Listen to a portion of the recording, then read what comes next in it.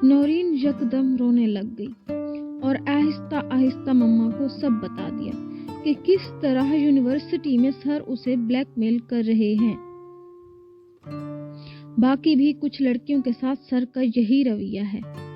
ان کی وجہ سے ہمارے ڈپارٹمنٹ کی ایک لڑکی نے خودکشی کر لی تھی، مگر پتہ ہے مما، اس نے خودکشی نہیں کی تھی بلکہ اسے مارا گیا تھا۔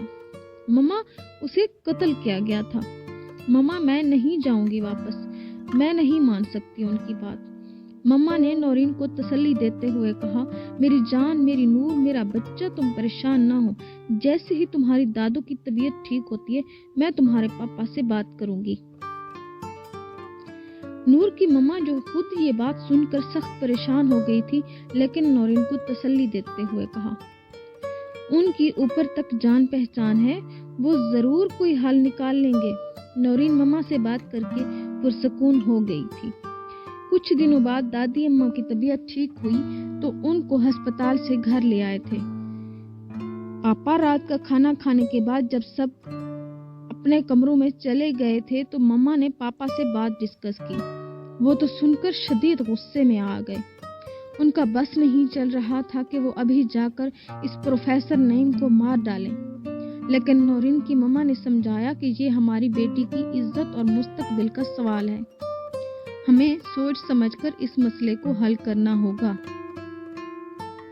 پاپا کی آئی جی سے دوستی تھی، انہیں کال کی اور ساری بات بتائی۔ آئی جی صاحب نے مکمل تعاون کی یقین دہانی کروائی اور صبح اپنے آفس بلایا تھا۔ آئی جی کے حکم پر تحقیقات کا آغاز ہوا تو پہلے تو بہت سے اساتذہ نے کلاسز کا بائیکاٹ کر دیا، یہ کہہ کر کہ یہ ان کی توہین ہے، لیکن تحقیقات کی روشنی میں سامنے آنے والے نتائج بہت سنگین نوعیت کے تھے۔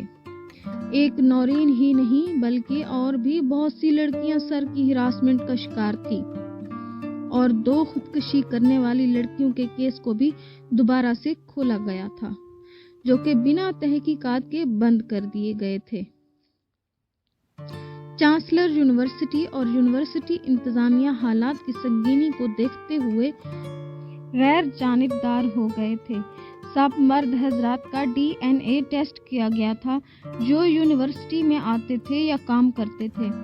رپورٹ سامنے آنے پر سب چونک گئے تھے، کیونکہ قتل ہونے والی دونوں لڑکیوں کا DNA سر نعیم یونس سے میچ کر گیا تھا۔ سر نعیم یونس کو گرفتار کر لیا گیا تھا اور ان سے تفتیش کی جا رہی تھی۔